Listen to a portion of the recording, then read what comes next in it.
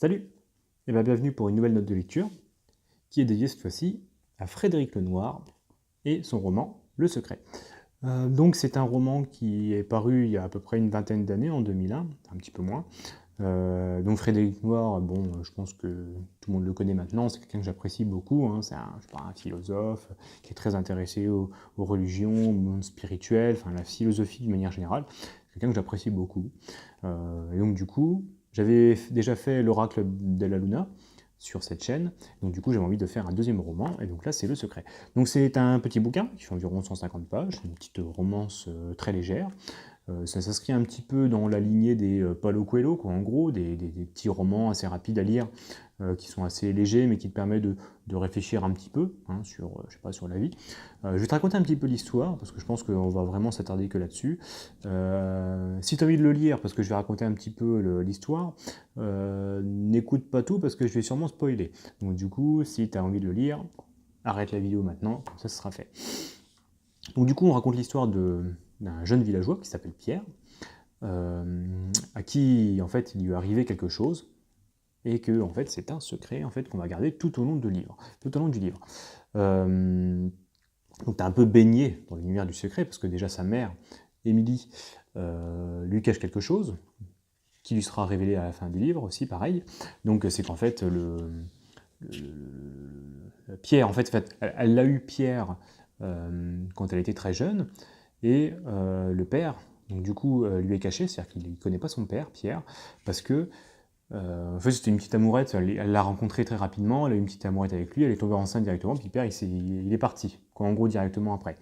Elle est toujours amoureuse de lui, il n'y a pas eu de souci particulier, mais en fait, parce qu'elle avait peur pour son fils, elle lui a toujours caché qui il était exactement, parce qu'elle n'avait pas envie qu'il se mette à rechercher un petit peu ses origines, et voilà, de se mettre en quête d'un père qu'il n'a jamais eu.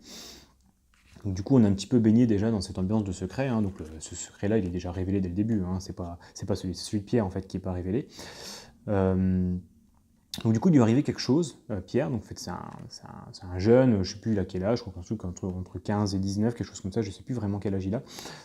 Il lui est arrivé quelque chose, enfin c'est quelqu'un d'assez marginal, très épicuriste on va dire, c'est-à-dire qu'il aime bien les choses très simples, la nature, il se satisfait vraiment du truc tout simple, il adore la nature, il la contemple tout le temps, et il passe souvent, le plus clair de son temps, dans une vigne abandonnée qu'on appelle le Champ des Roches, à contempler la nature, tout simplement, à regarder, à contempler, voilà, et c'est un petit peu son petit coin de paradis. Et il lui est arrivé un truc un jour, c'est que, alors je sais plus comment que ça arrive, il chute, en gros il dévale toute une pente, et puis en fait il s'éclate sur un rocher, quelque chose comme ça, et donc du coup il perd connaissance, et puis il reste voilà, comme ça, inerte pendant quelques jours. Personne ne va le rechercher parce qu'en fait il passe souvent le plus quart de son temps à dormir dehors à la belle étoile, donc du coup le fait qu'il ne revienne pas le matin, bah, c'est tout à fait normal. Puis là au bout d'un jour, 2 jours, c'est quand même bizarre, donc du coup les villageois vont essayer de le rechercher, et donc ils vont le retrouver. Donc, et en fait, à partir de ce moment-là, tous les soirs, il va au Champ des Roches, et tous les matins, il revient, il a une mine éblouie.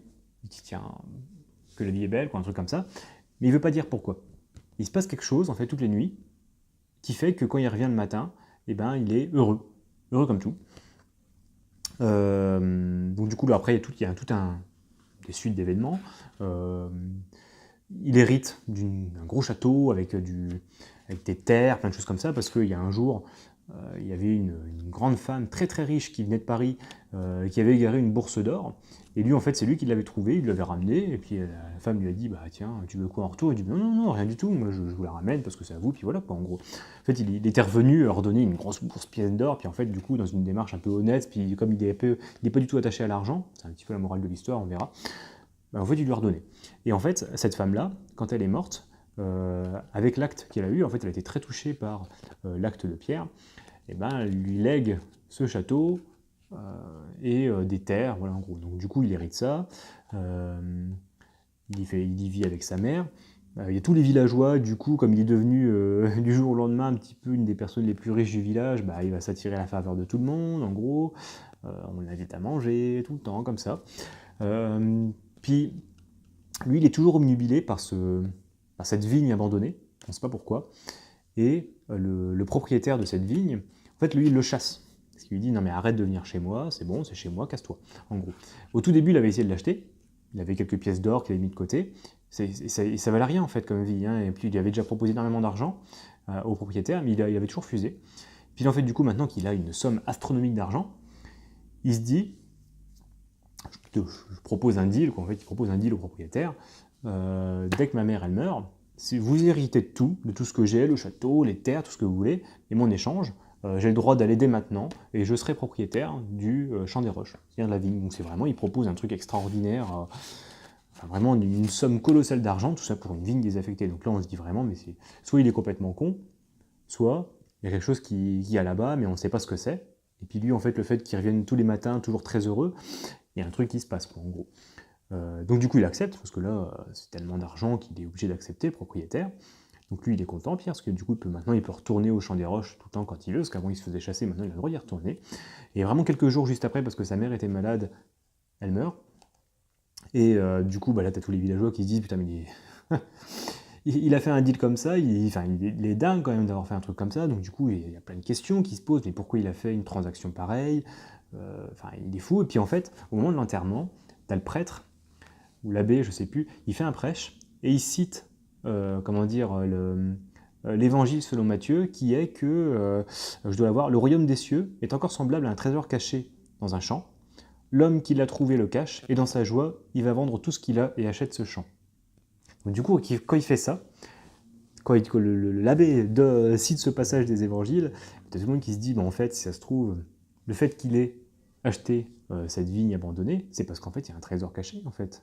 Et en fait, il est devenu très très riche, si ça se trouve. Et en fait, celui qui est un peu l'âne dans l'histoire, c'est plutôt propriétaire du fait qu'il a lâché son truc, ça se trouve pour pas grand-chose par rapport à tout l'immense trésor qu'il y a.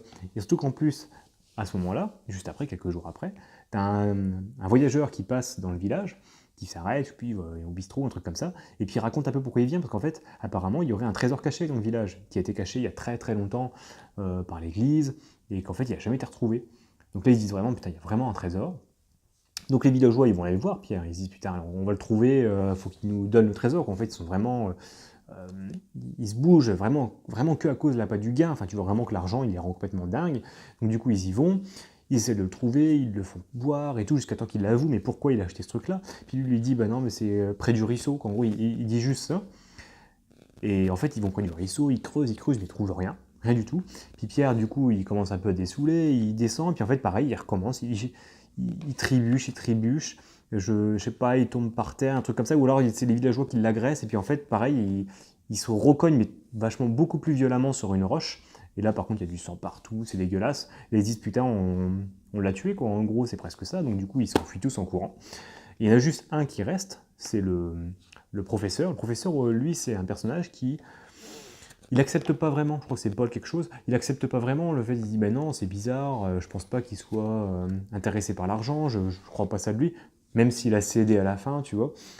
C'est le seul, donc du coup il y retourne, il se dit ben non, on va pas le laisser mourir, quoi. Et en fait, quand il va le voir, le secret en fait de Pierre, il est révélé à ce moment-là, c'est que t'as des loups qui viennent, je sais plus, le soigner un petit peu, enfin bref, et puis... je sais pas, il joue dans l'eau, quoi. T'as une bande de loups, tout simplement.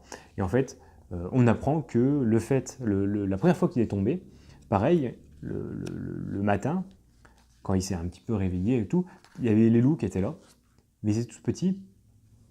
Il a trouvé ça tellement beau qu'il s'est dit, je peux pas l'avouer parce que derrière, quand les villageois vont savoir qu'il y a des loups, bah, soit ils vont le chasser, enfin il va y avoir un truc comme ça. Donc du coup, je vais rien dire.